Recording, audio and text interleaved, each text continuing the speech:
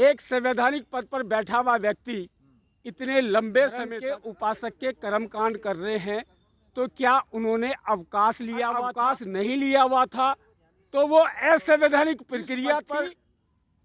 मोदी जी बैठे हुए थे उस पद पर, उन्होंने अवकाश लिया हुआ था नहीं लिया हुआ था तो इतने दिन या चंद घंटों की भी परमिशन। हम लोग राष्ट्रवाद को सर्वोपरि महत्व देते हैं। ने सैनिक जीवन जिया है, सेना में हम एक छोटे से मस्जिद की भी सुरक्षा की है, तो हमने गिरजाघर की भी सुरक्षा की है, तो हमने मंदिर की भी सुरक्षा की है।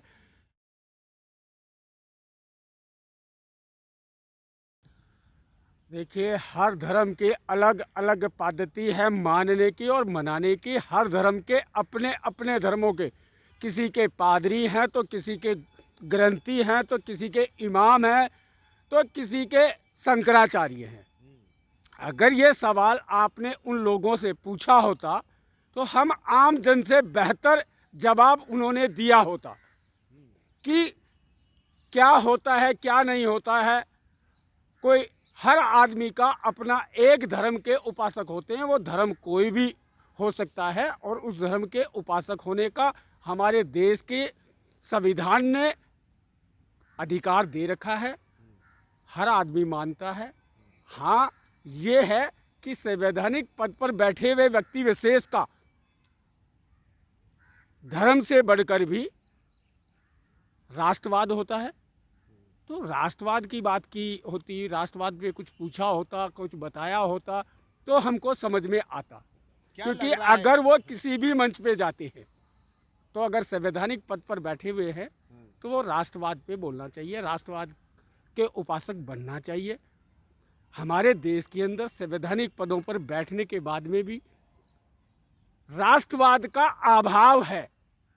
इस वजह से देश के अंदर जितनी भी समस्याएं उत्पन्न हुई है, क्योंकि संवैधानिक पद पर बैठने के बाद में भी राष्ट्रवाद का हमेशा अभाव रहा, जिसके कारण हमेशा न्याय प्रक्रिया हो, संवैधानिक पद पर बैठे हुए लोग, चाहे वो विभागीय नियम कानून हो। सवाल उठ रहा है जो जिस तरह से मोदी जी वहाँ पे पार्टिसिपेट हुए हैं और तमाम जो मठाधीश है वो वहाँ पे नहीं गया है, तो सवाल इस पे है जो क्या मठाधीश को प्राण प्रतिष्ठा में होना चाहिए या मोदी जी को होना जरूरी? देखिए, आपका सवाल जो है हो सकता है धर्म के उपासकों के विरुद्ध हो।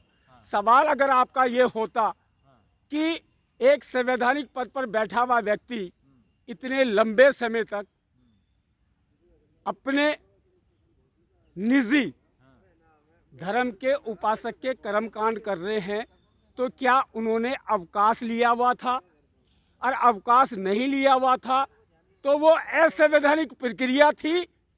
क्या आप जानते हैं कि जिस पद पर मोदी जी बैठे हुए थे उस पद पर उन्होंने अवकाश लिया हुआ था नहीं लिया हुआ था तो इतने दिन या चंद घंटों की भी परमिशन नहीं होती है।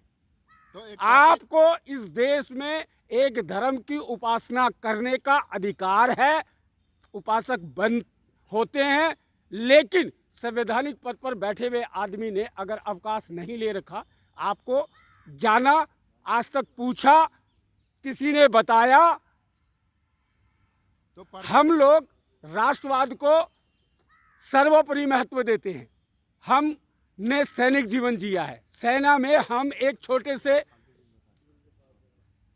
पायदान प्यादे थे, लेकिन हमने मस्जिद की भी सुरक्षा की है, तो हमने गिरजाघर की भी सुरक्षा की है, तो हमने मंदिर की भी सुरक्षा की है संवैधानिक पद पर बैठने वाले व्यक्ति का। एक बात बताइए भगवान जी, आपने सेना में भी जो है अपनी सर्विस दी है, क्या राष्ट्र का धर्म हो सकता है? जैसे कि हमारे लोकतंत्र में कहा जाता है कि ये सेक्युलर है, इसका कोई धर्म नहीं है, लेकिन देश के जो प्रधानमंत्री हैं वो बाकायदा एज ए पीएम प्रधानमंत्री वो पार्टिसिपेट करते हैं। तो वही तो मैंने आपके चैनल के माध्यम से अपील निवेदन किया है कि इस चीज का पता चले देश को। और तो ये संविधान विरोधी काम किया है। विरोधी नहीं कह सकते, हम तो उल्लंघन कह सकते हैं। संविधान का उल्लंघन किया है। उल्लंघन है अगर लीव नहीं लिया तो। इतने लंबे टाइम के लिए जिस धर्म के वो उपासक है, उस धर्म की उपासना संवैधानिक पद पर बैठा हुआ व्यक्ति, चाहे छोटे से पोस्ट पे हो, हाँ। उस आदमी को अवकाश लेना पड़ता है। तो क्या अवकाश लिया हुआ था, ये जानना जरूरी है। लेकिन अब लोग कह रहे हैं कि अब ये लोकतंत्र नहीं, अब धर्मतंत्र है, अब यहाँ सब जो है इसी तरीके से होगा। नहीं सर, धर्मतंत्र नहीं कह सकते। धर्म के अंदर उपासक होते हैं हाँ। और अलग अलग धर्म के अलग अलग उपासक हैं। आप ये कह सकते लेकिन हैं सर एक हम संवैधानिक पदों पर चाहे छोटे पे रहे, लेकिन हम भी रहे हैं। हम ये कह सकते हैं कि ये राजतंत्र कि राजतंत्र उसी को कहा जाता है जहां पर अपनी मनमर्जी से किसी चीज को कर लेना। लेकिन सर जो ऑन पेपर है उसका जिस स्टेट का, जिस राज्य का कोई धर्म नहीं है, सेक्युलर है, वहां पर ये सब चीज चल रही है ना। अब पूरी दुनिया ने देखा, ऐसा तो है उनको नहीं छिपा हुआ जाने है। से बाध्य नहीं किया जा सकता, लेकिन सवाल और उत्तर ये है, क्या उन्होंने अवकाश ले रखा था? ये अवकाश तो नहीं था।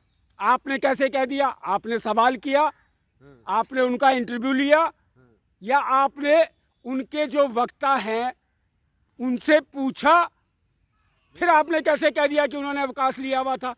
नहीं लिया हुआ था। कभी भी ये जो है मीडिया चैनल नहीं है, ये राष्ट्रीय स्तर के मंच है। इन मंचों पे कोई भी बात और चर्चा हो तो उसका एक लॉजिक होना चाहिए।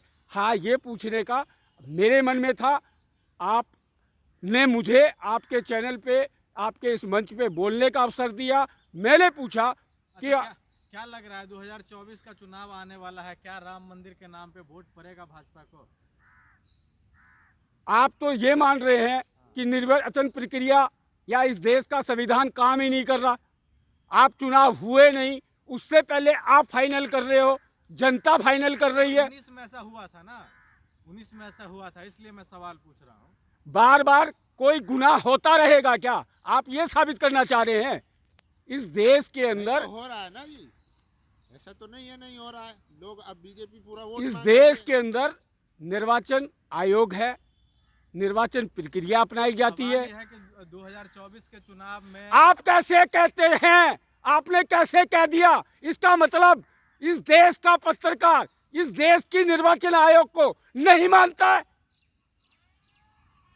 साहब तमाम विपक्षी पार्टी के लिए निर्वाचन आयोग तो एक मामूली कठपुतली है, होना तो वही है जो वहां से ऑर्डर आता है।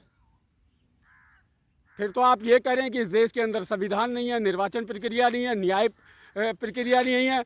तो इसका मतलब जो देश के अंदर एक मेंबर ऑफ पार्लियामेंट माननीय राहुल गांधी जी ने जो यात्रा निकाली है, उस यात्रा के अंतर्गत उन्होंने सत्यता को रखा है कि इस देश के अंदर न्याय नहीं है, और वो आपने भी साबित कर दिया। तो क्या राम मंदिर के नाम पे वोट मिलेगा भाजपा को? देखिए, धर्म के उपासक का अलग ये है, धर्म को मान, क्या अब और धर्म को मानने वाले वोट नहीं करते? आप बता रहे हैं इस बात को? क्या इस देश के अंदर जितने राजनीतिक दल पंजीकृत हैं वो गलत तरीके से हैं? इस देश का संविधान ऐसा करने के लिए सभी को बाध्य करता है। इस देश के अंदर जो पंजीकृत राजनीतिक दल है उनका अपना विधान है।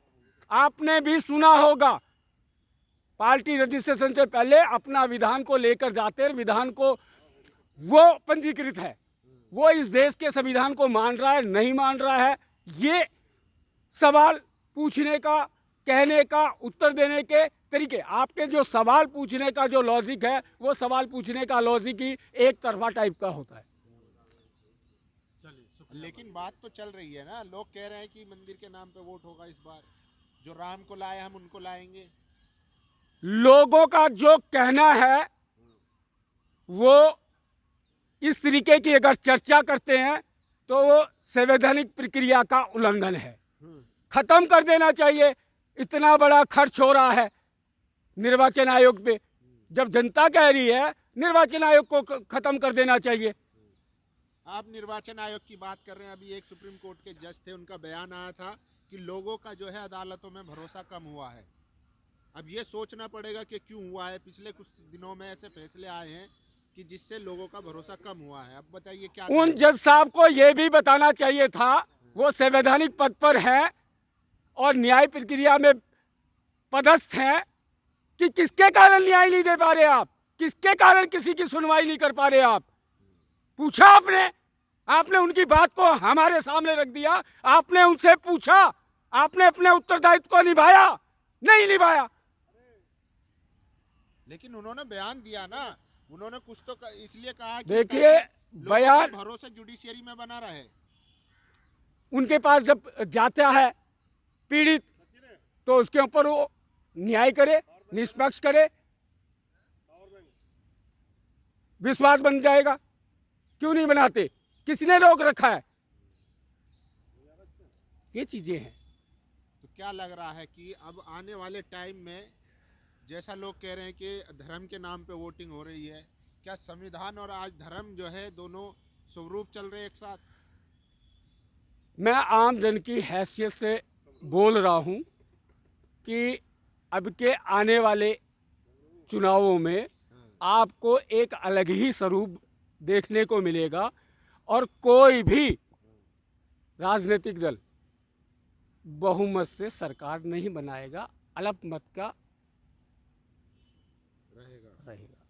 बहुमत नहीं मिल रही किसी को नहीं मिलेगा। 400 पार कह रही है ना बीजेपी को। वो तो आप कह रहे हैं। नहीं, हम नहीं वो कह रहे हैं 400 पार। अब लड़ाई तो बहुमत की नहीं है, अब लड़ाई अगर 400 पार की। अगर उन्होंने ये सवाल हमसे किया होता, उस राजनीतिक दल ने मुझसे सवाल किया होता, तो मैं उनको यही जवाब देता कि फिर निर्वाचन प्रक्रिया को, निर्वाचन खर्च को, इस देश के ऊपर पड़ने वाले भार को रोक दिया जाए। आपको जब सारा ही मालूमात है तो मत कराने की जरूरत क्या, वोट कराने की जरूरत क्या है? जरूरत नहीं। चलिए।